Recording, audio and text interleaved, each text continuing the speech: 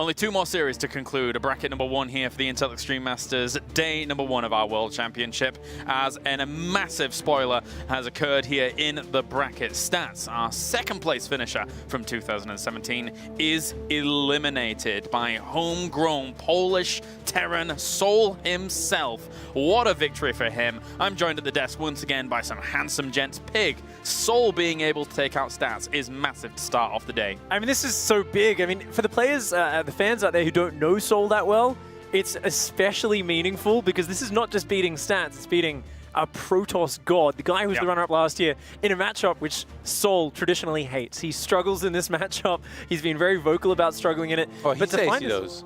He says he does. Oh, I mean, I'm pretty sure he's not making it up with the special words he uses to describe the matchup, which I can't say on air sometimes in the past when I've spoken to him. But, you know, he came out, he pulled out the right builds. He took advantage of the fact that Stats loves to wall off the low ground.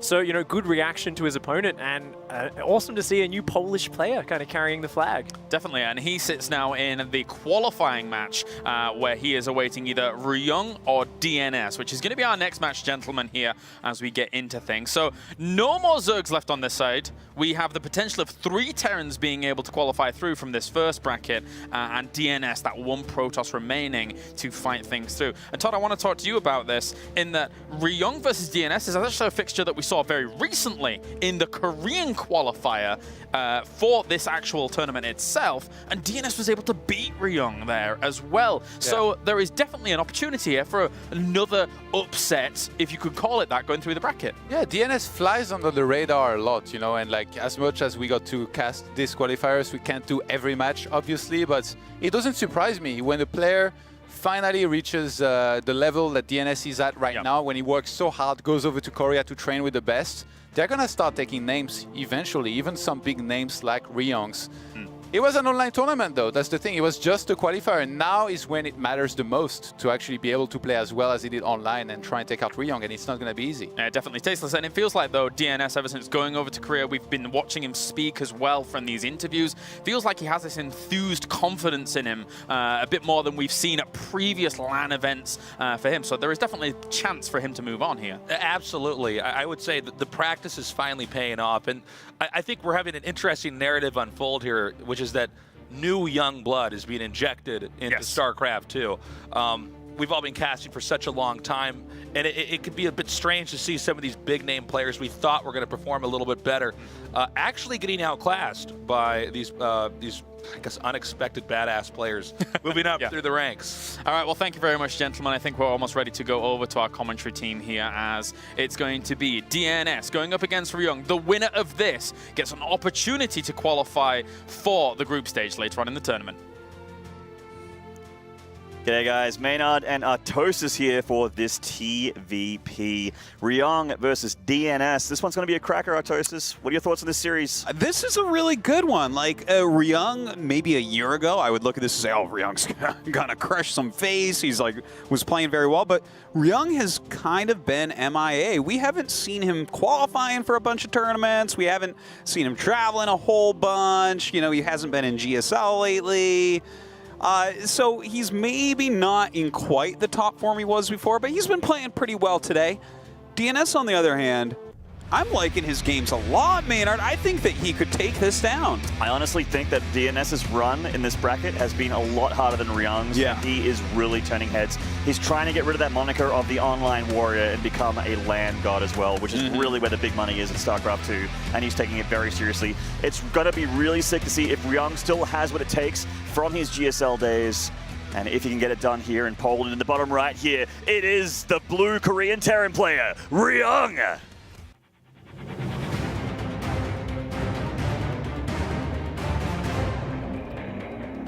And it's up left on a tear here from France. This is the Protoss DnS. He's been very well spoken in these interviews. Yeah. There's a lot to say, actually. Like that turns me into a fan of someone when they're a player. When they have a lot to say and they're very eloquent about it, and they can really break down their thought process in their games. DnS has been brilliant. Like just outside in game and also just out of game, talking about his series. Well, this just shows what a bunch of dorks all of us commentators are, because literally everyone's been talking to each other about because DNS normally, like, when he does go to these tournaments, he doesn't win, so he doesn't get interviews. But now that he's getting all these interviews, every single person now has been like, whoa, his interviews are actually really good. And, like, he's standing up straight and, like, looking in the camera and stuff. And it's just, it's super cool to see this guy has a good personality. And, I mean, his play has been really great as well.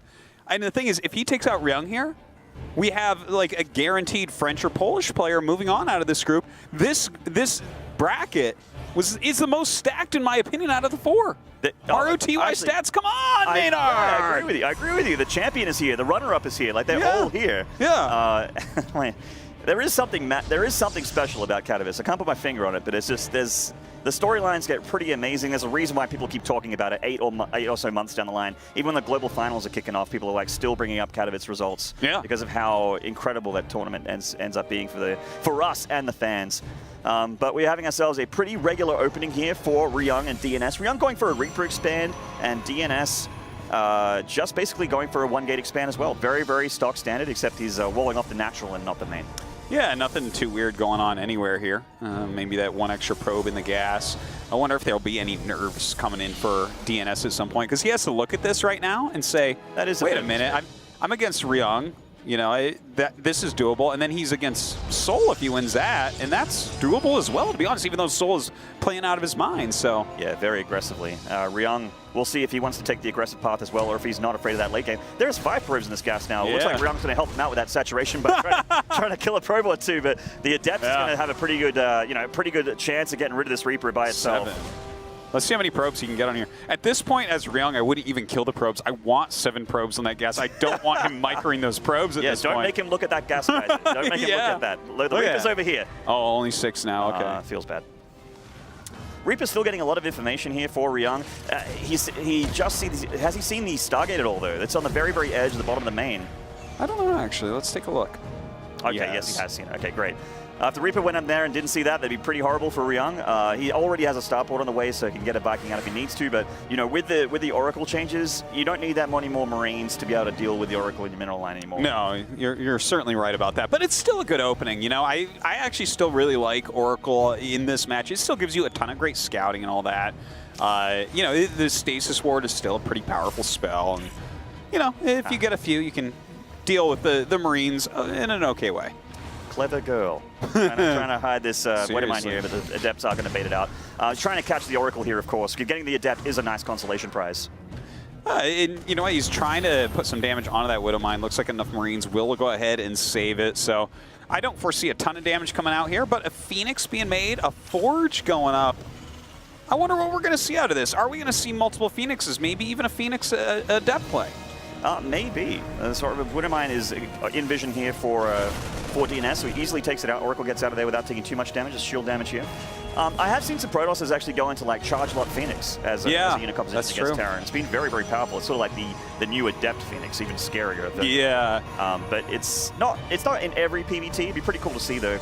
That of course, you know, no Twilight Council or anything like that. So. Well, that's weird that we don't see a Twilight Council yet. Like, you'll normally time that out with the Forge or even possibly before the Forge, because it's like, well, you can get whatever upgrade you want in that Forge, but if your gateway units don't have their corresponding upgrade, they don't do anything. Like, okay, yeah, +1. You can get +3 armor on those Zealots. If they don't have Charge Man, he's going to kill them all with Marines. Yeah, I mean, the late Twilight Council may be a mistake. I don't want to say it is, but it is very, very late. I agree with you there. Yeah. But it is going for +1 armor, so it feels like Charge Lots are the option because they just benefit so much in armor against Marines. I would definitely agree with that. It'd be kind of funny if he's like getting +1 armor for Adepts. Making a bowl of Stalkers. We don't even know what's going on. No blink or anything.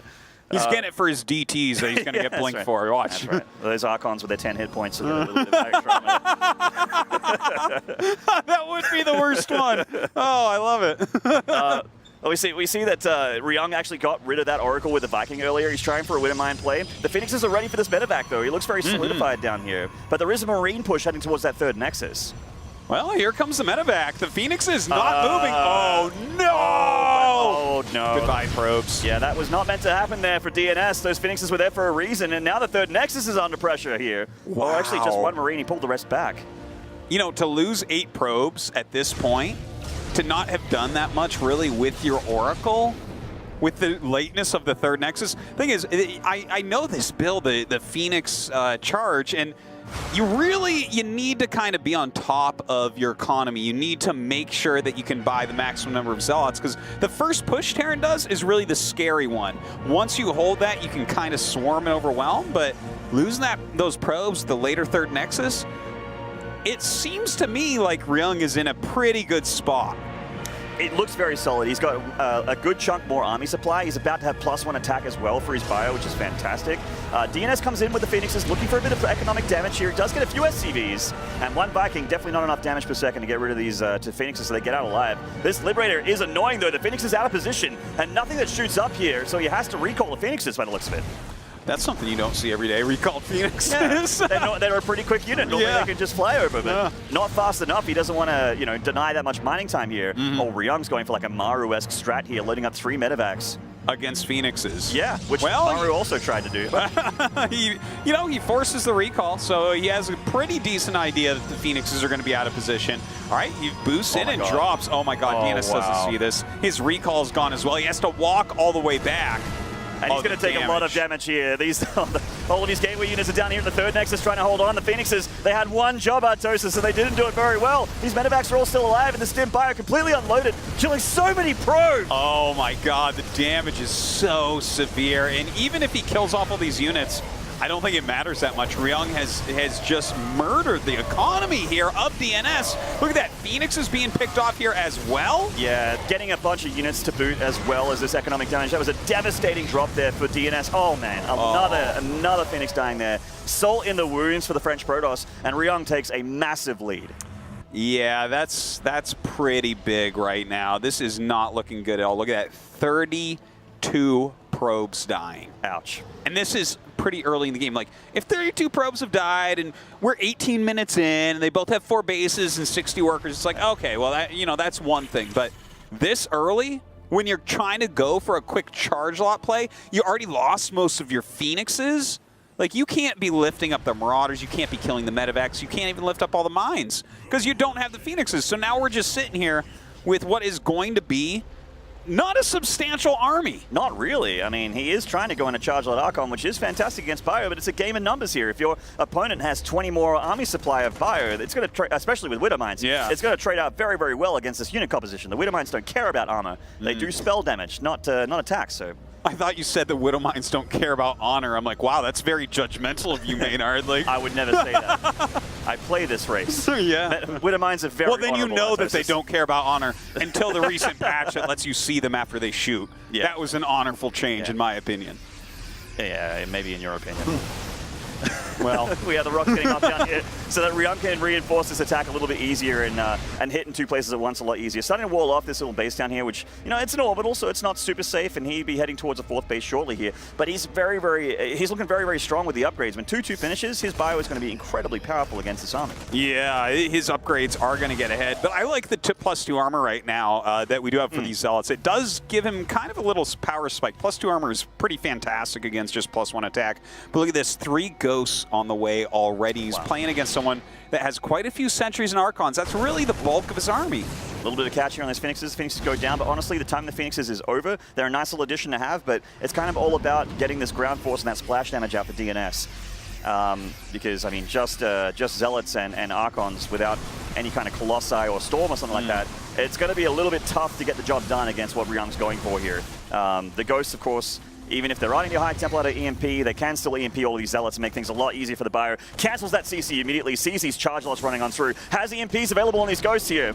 Oh, he burrows a lot of Widow Mines. Here we go. The charge in comes. Those Widow Mines going off all over the place. A huge amount of Zealots going down. A ton of shields being removed as well. Yeah, stutter step here from Ryung. Maybe how to seal the deal here. And DNS is looking for a better angle. Another EMP from a Ghost fresh out of a barracks here for Ryung. And it looks like he's just going to take this engagement. Yeah, he's starting to really whittle everything down at this point. These Archons starting to fall. Very few units left over. GG is called. And DNS falls to Ryung in game number 1. Some great harassment from Ryung. But, you know, DNS was expecting that. It was just unfortunate that his Phoenixes, like, I guess maybe not looking at it, not you know, trying to do something somewhere else on the map. StarCraft 2 is a very hard game, guys. If you're looking somewhere else, you can't, you know, multitasking kind of exists, it kind of doesn't because you're only doing one thing at a time. You're just doing it so quickly that it looks like you're doing multiple things at once. And Ryung actually found that opening, and that drop was really where it snowballed for DNS. Yeah. The mine drop just pretty fantastic. And let's not forget that 3 medevac drop that came in. That was brutal. He had just used his recall. All of his units were out of position, and that funny building placement is his natural. His Archon couldn't even come up. Yeah. Like, he had an Archon just kind of pacing around outside the wall. It's like waiting for these Zealots to get in the main to clear. Everything went wrong for DNS, and yeah, I wonder if maybe the pressure's mounting a little bit. He's doing I feel like he's doing better than maybe he expected because he's never done this well before in such a tournament. Well, I'm sure he has confidence in his play. You need to be confident and sure of yourself to get this far at a tournament this prestigious. I mean, Ryung is just played so strategically brilliant in that game. Like you said, with that recall, he knew he had an opening. Where he's like, the Gateway Army needs to be one place, I can always hit the other place. And they have to walk to deal with me. It's just great decision making. DNS has been making great decisions in these games. He's very, very brilliant of a Protoss player. And PvT is one of those matchups where it can easily just snowball one way or another. It's very temperamental. One big mistake, one big maneuver from either player, and a player as good as DNS or Ryung will make you pay for it. Well, yeah, hopefully DNS can make Ryung pay for it this time and tie that up. Series. I'd love a tight series. Yeah, I like it when it gets close. We've had a lot of good game 3s today so far. Certainly have. DNS looks rather focused right now. Really wants to get to that decider match. Again, the winner of this plays against Seoul for the 3rd spot in this group. Yeah, so they want to have a pretty solid TVT or a pretty solid TVP, and also be pretty defensive because Seoul's been showing a lot of aggression in his series. Yes, he has. All right, well, we are on the cusp here for game number 2 between Ryung and DNS. Can Ryung close it out in 2-0, or will DNS fight back? You're about to see. All right, in the top spawn here of Neon Violet Square, this is Ryung! Still sporting that Axiom hoodie. Well, the nostalgia. Great team. Indeed. And in the bottom right, the French Protoss. This is DNS.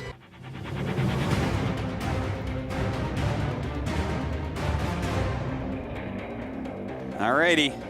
You think DNS is going to come back this one? I think he absolutely has it in him. I'm going to go ahead and say yes, because I think that he, you know, he has the ability to. It's just that StarCraft 2 is one of those games that when you are losing, it's hard to look good. And that was kind of DNS in that game, where he took a bit of damage, it started to snowball out of his control, and even though we know he's a brilliant player, as a viewer of the game, you're sitting there going, oh, this looks really bad because he's taking damage everywhere, over and over and over. Yeah, especially when you have a strategy like that, where it's like hey, I'm going to go charge lots. It's a good strategy, Maynard. I bet you lose to that all the time being a Terran player, right? Every day. Yeah. At least 10 times. But if they don't have a lot of probes, you don't have that economy, you can't make as many, it does start to look pretty bad. And I don't think that game was very indicative of what the rest of the series is going to look like. Well, hopefully not. I'd love to see DNS fight back. I mean, I'm a fan first and a caster second, so I always want every single game to go to the ace match. Because more StarCraft is better than less StarCraft. I mean, it's a very easy equation. Well, I got to tell you something, Maynard. You're going to be in a good mood when I tell you this, too. This is IEM Katowice. Yeah. Okay. When you say more StarCraft is always better than less StarCraft, we're going to check back in with you in 7 days and see how you're feeling about that, my friend. Yeah. Well, you know what I'm feeling about? This is actually my most hated probe of all the Protoss probes. It's the first probe, the scouting probe. Oh, yeah. As a Terran player, this is a very frustrating thing to that little jerk right there on the camera. This guy is really hard to deal with. That's why you usually see Terrans, they don't even mess around. They'll pull 2 or 3 SCVs to chase that thing down because they don't want to have any of their structures interrupted. They don't want to have their workers harassed by it. They want to make sure the Reaper comes out and they are just going to put everyone back on work after that. So we're seeing a pretty quick factory here from Ryung in his base, and DNS going for a very fast expansion, adept expanding again, just like the last game. And look at that, the first probe comes back. But he made the Marine. Yeah. Sometimes they start that reactor right afterwards, and then the Reaper has to come home. That's my favorite thing to do with the first probe. And then, of course, when you chase it all the way down and it gets recalled, oh, I love it. It's such a, When Hero first did that, I looked at it and I was like, is that right? And I think about it, I'm like, yeah, actually, that's great. That's much better than Chrono boosting some extra probes. Oh, man, I don't know. It doesn't seem worth it, but... Oh, we had the Reaper sort of juking this Adept a little bit here, finding its way into the main, seeing the Stargate again. So Ryung, once again, just like the first game, seeing that Stargate, and he's able to react back at home. Starport going down. He was already going for Widowmine drop by the looks of it, so it's a very anti-Oracle opening and very anti-Adept pressure opening as well. It's very solid openers from both sides. Hopefully DNS can do a little bit better here. Of course, the first Widowmine just did a lot of damage, right? You send out your 2 Adepts. You're not really hoping for a Widowmine to come up and mess with that. But we'll see where he puts it this time. I did like... Ryung has always been a player that hides the first Widowmine in a very cool spot to try to catch things. And look at that. It's like out in plain sight. This is a place where you might not really be looking at the map as your units pass through this area. Yeah, you need to park your vision on that Oracle, just like DNS is doing with these Adepts, by the way. It's made an adjustment from game 1, not losing an Adept to the first Widowmine this time. Yeah, it was a good little shade there, trying to get prepared to go up and attack into the Widowmine, but it goes back into a defensive posture coming up. Yeah, DNS is looking for a Marine or 2 here, like a little bit of chip damage, nothing consequential, but, you know, could be nice in the long run. Oracle's coming in to be a little bit annoying paired up with these Adepts. This one takes a little bit of damage, a third one shading in to help out as well. That's actually a relatively, it's a small force, but it's relatively scary. Oh, the Viking coming out, actually going to help quite a bit here. Oh! Ooh. I'm surprised by that. Just baited.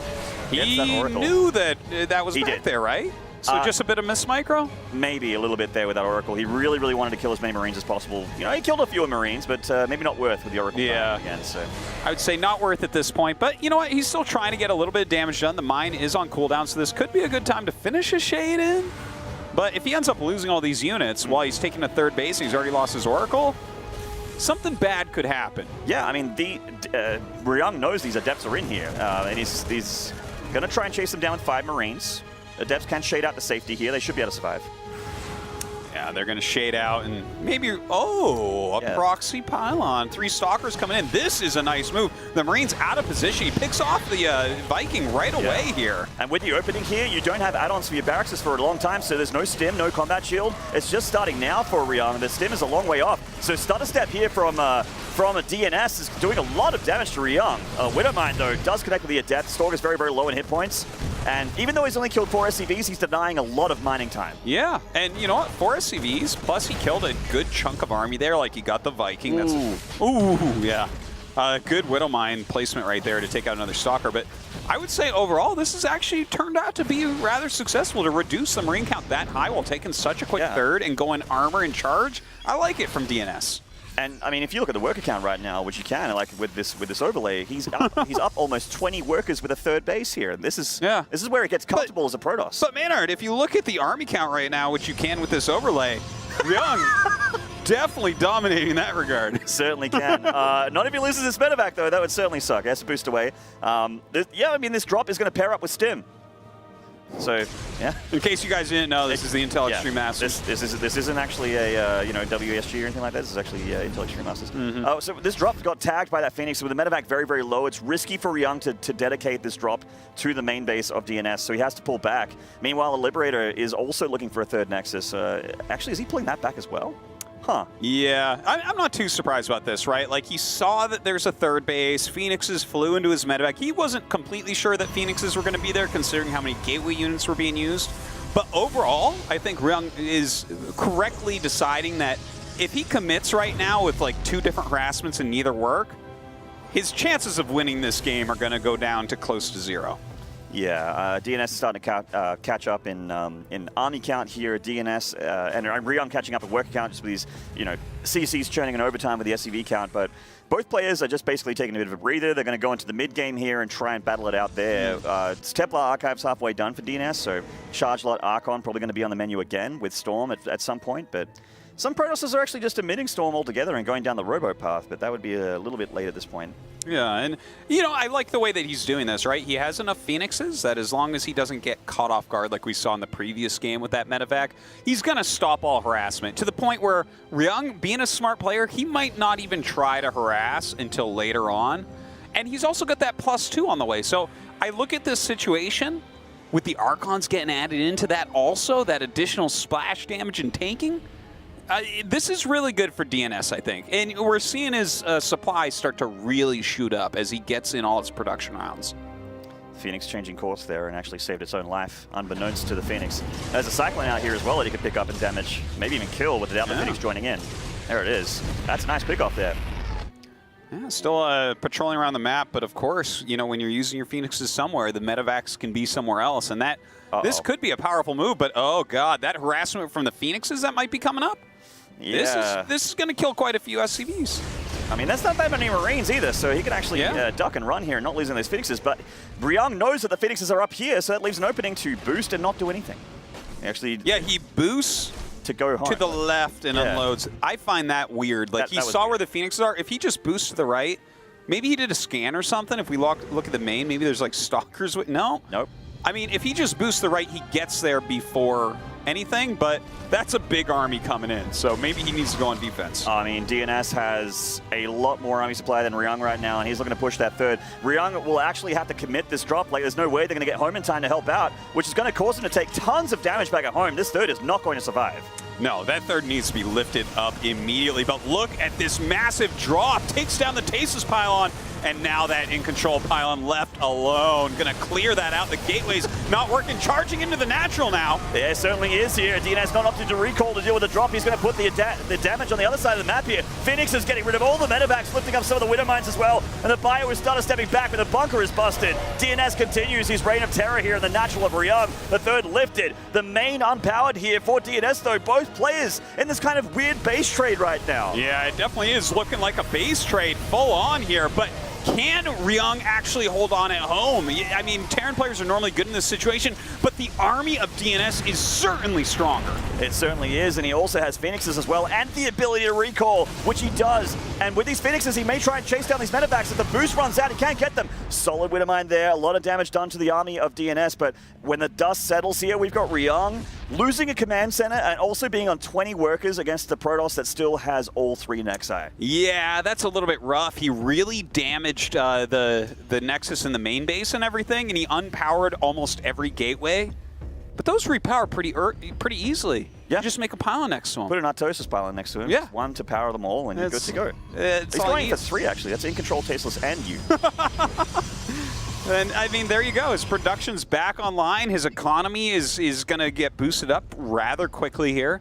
Ryung trying to get out on the map once again, but I'm not sure what his plan is. See, the thing is, he's forced into a situation here, which is pretty clear, that he just doesn't have an economic game in him. That's not possible at this point. Yeah. He can't come back and make a macro game out of this. He needs to go all in with what he has here and hope that he kills DnS. But with DnS's army being this big and scary and not that far away from his main base, I don't know. I don't know if Ryung can win this one. In fact, I'd say very safely that he can't. I definitely agree with you there. He drops out. Here we go. That army's starting to come up. The Guardian Shield comes up as well. A warping from behind. He will clear out those Zealots rather quickly, but the Phoenixes are coming back, so he can't even lift up. Yeah, the Phoenixes are going to get targeted down here by these... oh, man. The medevacs are just going down with full supply, full loads here, and that is it for Ryung's army. Yeah. And DnS is... yeah, he's going to take this one away. I mean, Ryung was stayed around a lot longer than I thought he would, but that's GG right there. And DnS does tie it up. We told you guys he could do it. Yeah. And here we are. We're going to game 3. An exciting game, a nice game right there out of DnS. Definitely kind of keeping his cool, having great defense everywhere. I liked that gateway pressure that he did. I was surprised when he lost that first Oracle, but it actually worked out pretty well for him, reducing that army, getting the quick third base and all. Yeah, really good attack timing there. And great at decision-making as well. Like, he could have recalled there to go back on his main, but that would have given Ryung breathing room. And he's like, no. The better decision right now, which ended up being the correct decision, you continue with the attack, tear him apart. He killed a couple command centers. And he's like, you know what? I am so far ahead right now, can't even begin to tell you how far ahead I am. Well, I tell you what, I really want to go into the third game, but I'm being told that Tasteless has something very exciting at the desk for us. Yes, he does. But we all have something exciting, I think, because we have started bracket number 2. Tasteless isn't in the game right now, so Artosis, we're going to have to hold on off on that for a moment. We're going to start things off with Todd, who is currently in Mana going up against Zanster. What's gone on in game number 1 so far? There's so many things. Like, these guys have been throwing armies in each other's face the whole game, and it looks like it's still somewhat even. Like, here on the walk account, we see Zanster is on 69 against 58, and like, let me show you what died so far this game. Multiple armies It felt like Zenster was doing well because he killed a very important base here, lost one army to do it, but he traded against Mana's army. And now we're in the situation where they're both trying to re-expand and kind of replenish their armies. Like upgrade-wise, Zenster is doing better with +3 melee and +3 missiles. So I think he might be able to win this one, especially because of his better economy. But you can never underestimate the Protoss army. Well, thank you very much, Todd. We can head over to laptop 3 now, as we do have Pig, who is currently in True versus Optimus. A bit of a quick recap as to what's happened so far in game number 1, Pig. True, known for aggression, known for gambles, known for cheesing. He's playing a macro game. Whoa, and it's what? really weird because I've never seen him build more than 60 workers before, very occasionally. But True's just playing a really kind of straightforward game. He went for some roaches, he went for some infestors and swapped back into Ling Bane. And now we're getting to the late game. There's ghosts, there's liberators out here for Optimus. And True, though, he's looking to dominate the map. He's covered it with creep. He's coming forward. And this is actually a pretty huge engage. But Optimus's defensive positioning has been on point in this game. And we can see that in the units lost tab in the top left. So right now we're seeing Optimus trying to weather the storm. True's just trying to break him down with numbers. Good stuff. Thank you very much. And Tasteless, you were covering Scarlet versus Guru game number 1. Game 2's just began, I believe, but game number 1 didn't go exactly how we expected going in. That's right. Guru beat Scarlet in the first game. What is going on? That's a thing. That's happening. We are having so many upsets right now. This is crazy. I have faith that Scarlet can come back. There's nothing worth showing in game 2 as it just started up. Right. This is getting a little bit scary. I feel like the entire landscape of who is on top is shifting just in day 1 of this tournament. A scary matchup, I suppose, for Scarlet, going up against some of the Zergs that are less known in the European scene, but have been able to take games off the people in the likes of Nurchio, Serral in qualifiers and He's stuff. dangerous, you know, Guru. He's always that guy who comes out with these surprise upset matches once in a while, despite not really being as famous as these more established Remember players. WCS Tours, he beat Snoot in round 1, and ever since he's been like the guy that we still somewhat get surprised, but he can't beat anybody up there. All right, well, thank you very much, gentlemen, as we get that recap done. Let's go over to game number 3 to find out the conclusion of our main stage series. Oh boy, we are excited to see how this one finishes up here. I mean, there are storylines all over the place here, Artosis. Upsets here, upsets there. Even like predicted series is going down from time to time. Yeah. But we are in game 3 for this series between Ryung on camera right now against the French Protoss DnS. And this one is extremely hard to call. It really is. Like both games, the winner really kind of crushed his opponent. So anything's possible here going into game number 3. If Ryung advances, a 3rd Terran will get out of this group. Isn't that crazy? There's 3 spots, and they'd be all 3 Terrans. Yeah. Well, it sounds to me like Starcraft is normalizing again, if that's what happens. Some would agree with you, and some maybe not. At the bottom left here, the Korean Terran. This is Ryung. Very focused. And at the top right, the French Protoss with a beautiful game 2. This is DnS.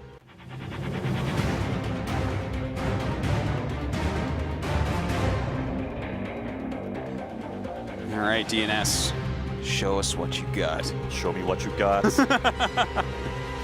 So gateway expand here from DnS by the looks of things, going for a scout. How do you feel about PvT on Blackpink? How have you been doing on it? Well, I mean, is that a good analysis of this map, or would we just how your ladder games have been going, or should we just talk about Protoss? Well, I mean, my ladder games are probably not a very good analysis of anything. I just realized other than how to die to banelings.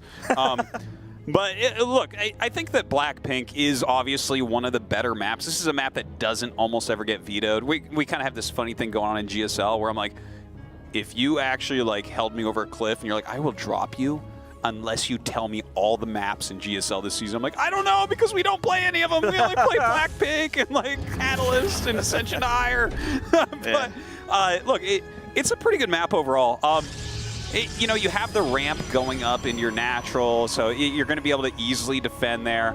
I guess for me, the interesting thing is the 4th base, where you're going to end up taking that. And we've seen a lot of Terrans kind of do this thing where they get up to 1-1 and they kind of sit there, and the Protoss tries to get to 2-2. On this map specifically, we've seen that quite a bit.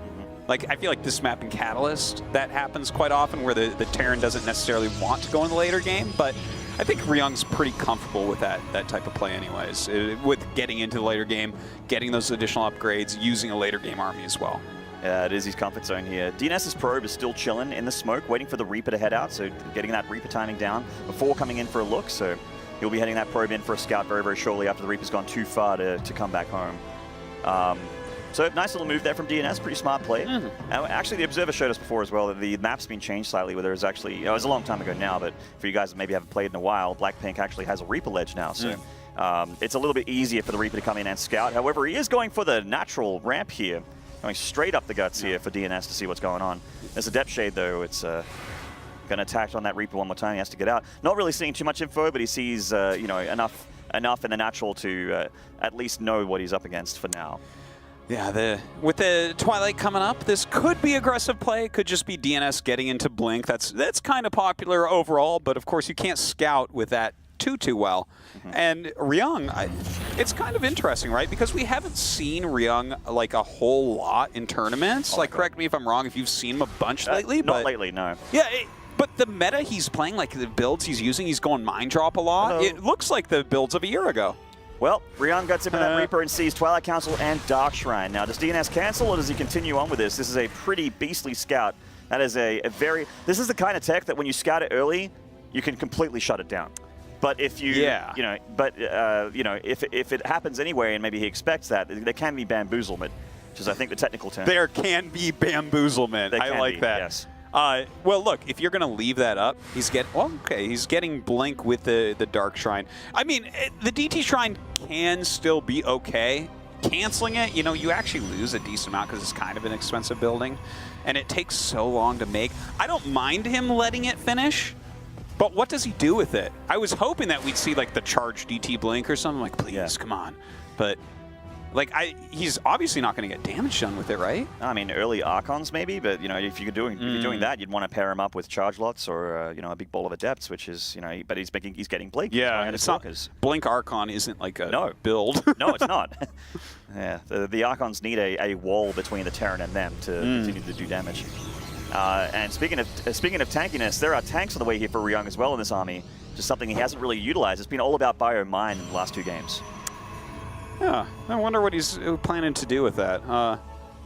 Like maybe one of these siege tank timing pushes that we see from time to time. And I mean, against Blink, seeing that there is a quick Twilight, Blink is definitely something that you do with that. So, I mean, the siege tanks can be very good defensively against that, or even offensively if you hit with a good amount of bio there as well. Yeah. But with the Dark Shrine finishing and him not even warping in a single DT, I just find that a little bit interesting. It's kind of neat. Like, he has it as a fallback, but it hasn't really done anything. I feel like without a Warp Prism, which I think is in the pipeline for DNS here as that robotics facility goes down, it's very tough to make the DTs work because he knows the Shrine's been scouted. The Terran is going to put, like, a Terran as good as Ryung.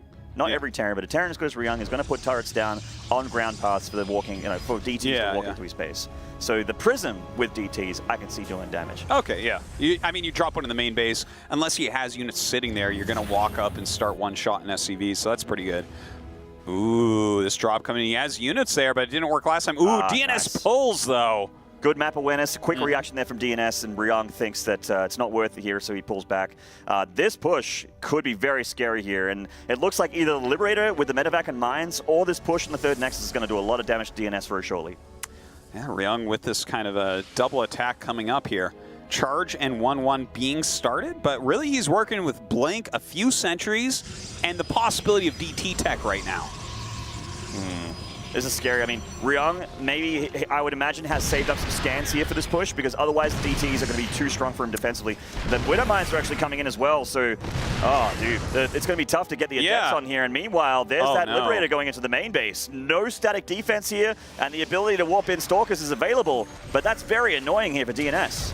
Yeah, well, he's going to lose a lot of mining time there in the main base. And look, this tank timing push with units, with a building in the way, with Widow Mines there, you can't get on top of these siege tanks. Yeah, certainly not. Not without a big ball of charge lots or a flank of some kind. That 3rd Nexus is going down, Artosis. Huge pick off there for Ryung. Even supply blocking DNS now. He cannot replenish this army at the moment. Yeah, his probes are still kind of stuck over there as well. He has a single DT on the map, but as you said, Ryung puts down a turret right within that walking path. And even though Charge is going to finish, that's not like super useful right now. He's on 2 base economy. Yeah, certainly, and he's even going to send in this Widowmine to block in another attempt at this third Nexus. That's kind of funny how the hallucination baited out one of those shots there. And that Stalker's going to take one for the team. But yeah, that's a really devastating start here for DnS as Ryung shoots ahead here with that third CC on the way. DnS needs to he's kind of forced in a situation where he has to do some damage on the other side of the map or just, do a better job of defending. What's the game plan, though? Like, look at his tools that he has. His army is really not impressive. He has the Blink upgrade. He has the 1/1 in charge, but, like, I don't know.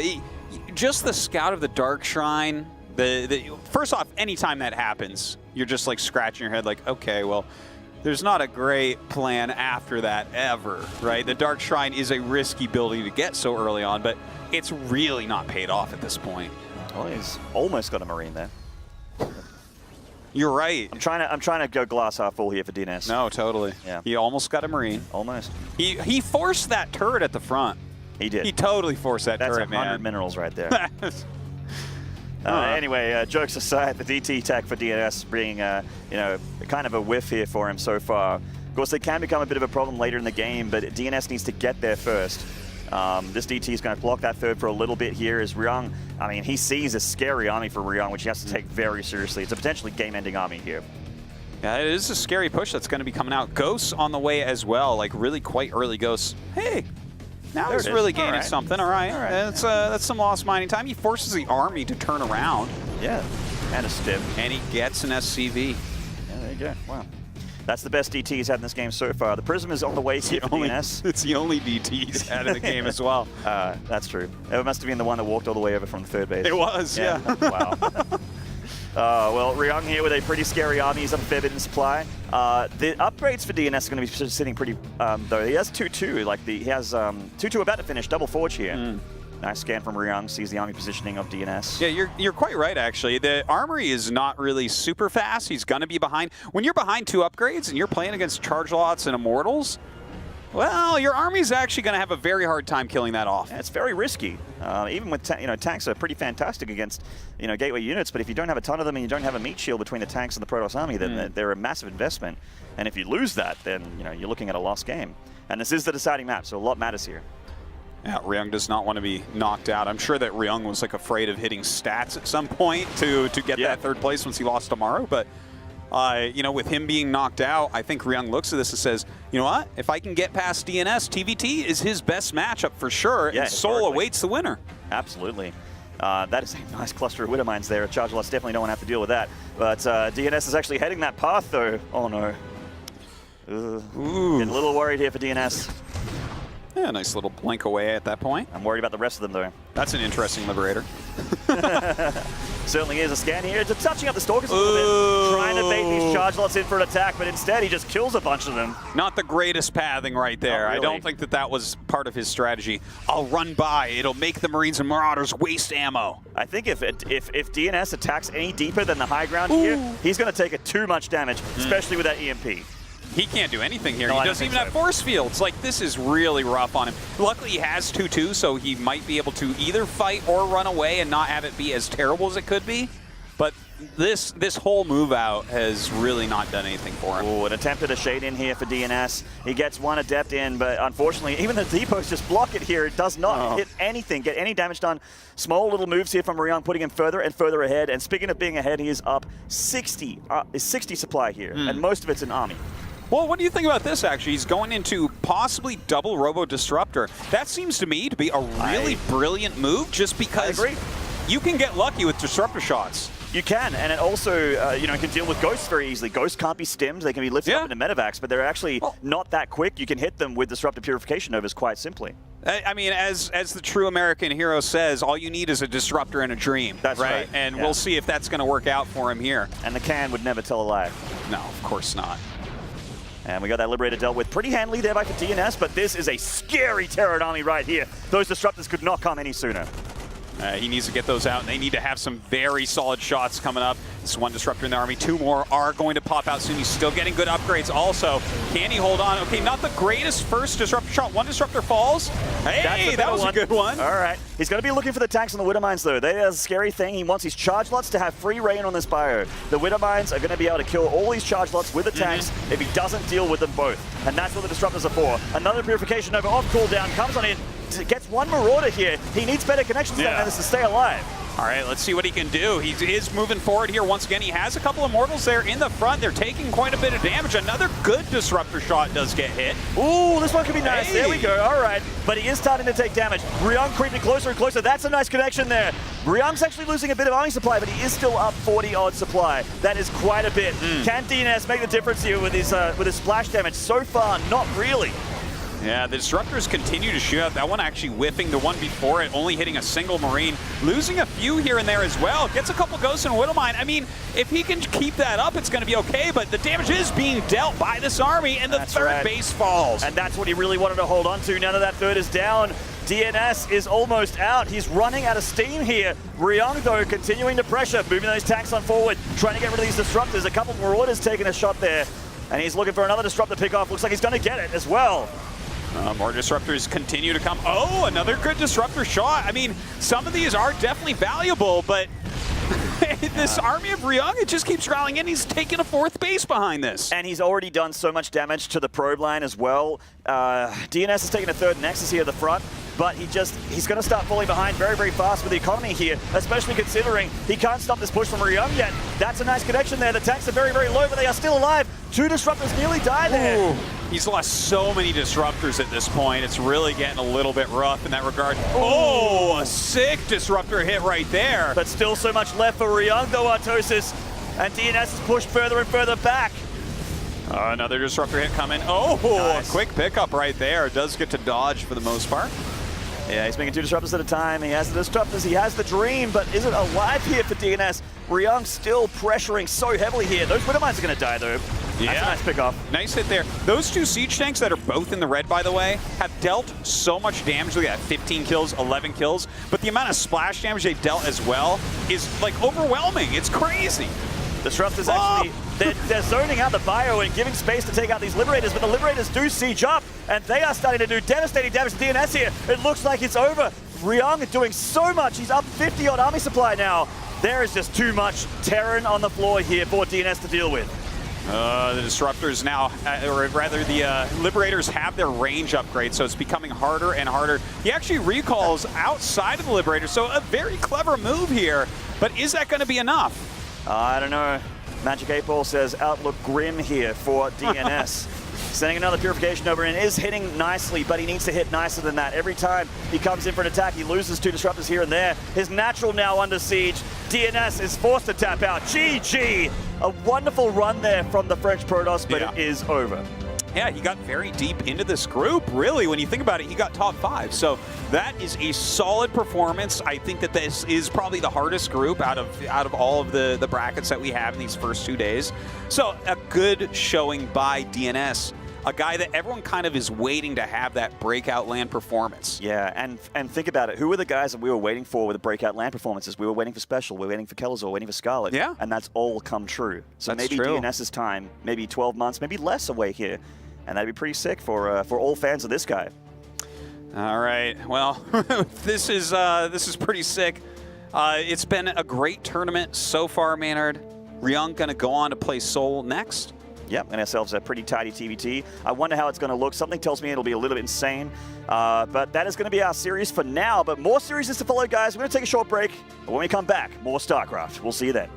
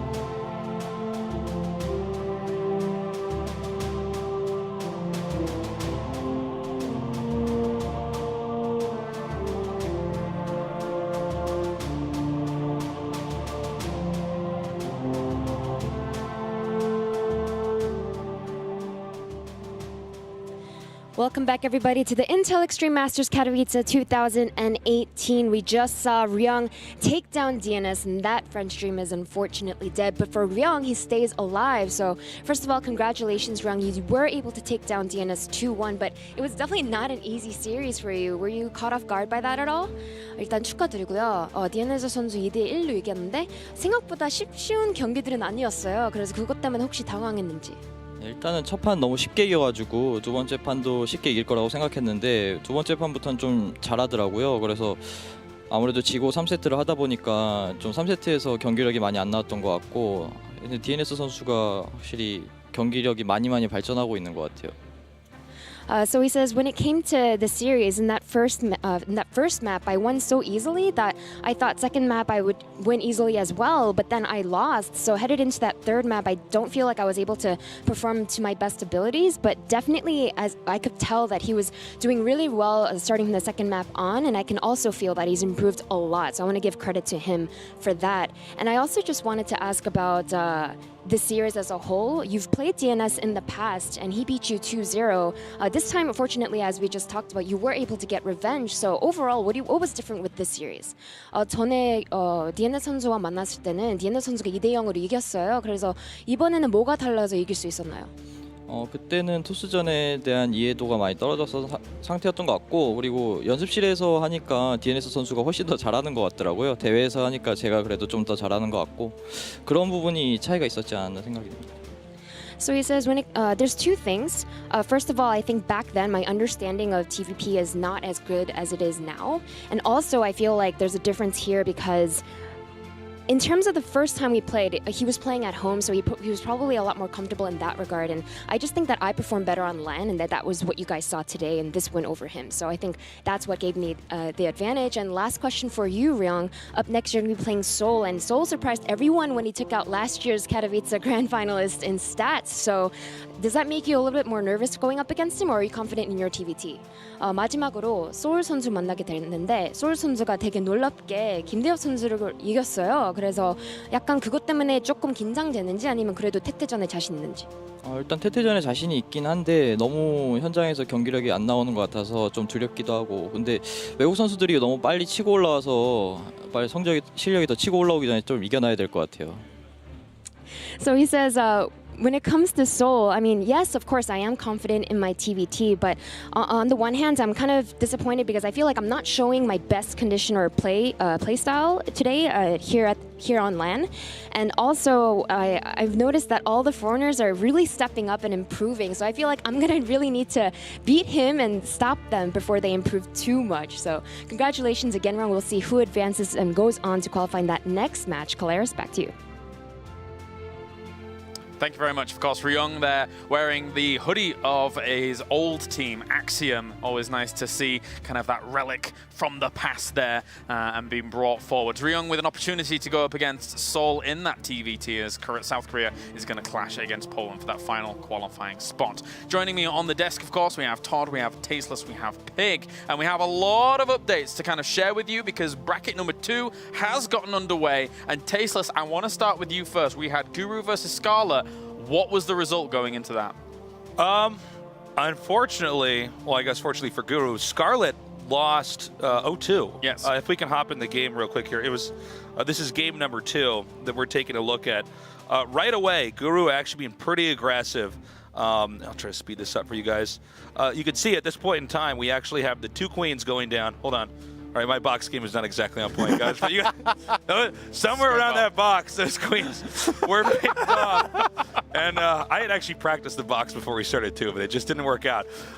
So pressure of the life. Immediately, this hatchery is taken down, and the game actually did go on for a while. Right. But ultimately, Scarlet ends up maxing, getting close to maxing out. But Guru's already putting on more pressure, continues to hammer away, and it just seems like Scarlet, who, by the way, has recently had a lot of success being an aggro player, seems to have been out-aggroed here by Guru. All right. Well, met her match. That's right, met her match. We're going to head over to Pig now as well, who was in True going up against Optimus. Now I'm seeing that your game has concluded. Can you give us an update as to what happened? Yeah, so the score's 1-1 right now. I'm just about to hop into game number 3 with the players. Okay. True did end up taking the first game. A few key fungals landing on packs of ghosts and then banelings rolling in, taking them out was where the cost efficiency came from, and True just kind of managed to barrage him down. But in the second game, Optimus came back. He used a nice Liberator Hellbat pressure, kind of bounced around, did some good damage, cleaned it up with a big Marine Siege Tank elevator push, and just took him out. So back and forth series so far. Both players have looked good at multiple stages, and they're going to go into map number 3. And likewise, whilst we had the interview going on, I think your match has concluded as well here, Todd. What happened in game number 2? And I mean, the whole series actually, Mana and Zanster. Yeah, we watched most of game number 1, and it looked kind of even, but Mana assembled just too big of an army for Zanster to handle, and then he attacked with a lot of High Templars, which Zanster wasn't ready for, so he won that one despite his low upgrades. Okay. And now game number 2, I just rewinded, it only now concluded. Zanster had 2 great run-bys, and then now he noticed that Mana's army was kind of out on the map and out of position for a moment. So he's like, you know what? Let me go for number 3. And then he attacked over there, and you see he only had slightly more, but he was able to really make a lot of these attacks happen properly, like here as he regroups for a little bit. I think I rewinded a little bit too far. Hits with some banelings here in the third base. Zanster was all over the place. He was truly the aggressor in that game, and I think it just worked out so well for him because Mana just wasn't units proof all over the place. He kept on letting those units in here again. This was the big run by that really ended it here for him as he was in the middle of the map. Well, Zanster has a great mastery of this map. We saw it up against Showtime in one of our qualifiers, but Showtime managed to actually hold on against that, even though Zanster was all over the place. Thank you very much for the updates, gentlemen. We can take a look at the brackets to get you up to date, not only with bracket 1, but also bracket 2. Here is our bracket number 1, with TY and Maru being able to take the 2 qualifying spots. And down to the bottom, we have one more match left here for bracket number 1, with Seoul going up against Ryung. It's a TVT. It's Poland going up against South Korea. Next up, let's check in with bracket number 2 as well, as we had a few results come in here and there from our desk, as well as some of the other games that were going on live, as all of the players have been playing their hearts out here with another round of 16 in the upper bracket. A lot of Zergs have been able to move through into that round of 8, and with True and Optimus 1-1 at the moment, we could see a few more of those Zergs powering through. So, but I think this was to be expected, kind of Pig. When looking at this bracket, we thought that a lot of those Zergs were going to have a good time here. I mean, there's just so many powerhouses in there. These aren't just run-of-the-mill Zerg players. You know, obviously surprising to see Scarlet in that lower bracket, but players like Cyril and so on all going to be, you know, pushing their way on forward. It's good to see Night End out playing as well. Unfortunately, did fall in that first round, but does have a shot in the lower bracket. Show us some of those nice Romanian Protoss play. He's been playing back since the very beginning, so good to see him still at it. All right, well, gentlemen, I think that really concludes things here. We have one more match for bracket number 1, and this will be a qualifying match, ladies and gentlemen, out there at home watching. Thank you very much so far for tuning in. We're almost concluded here with bracket number 1. It's going to be a qualifying match. Who will make it to the round of 24?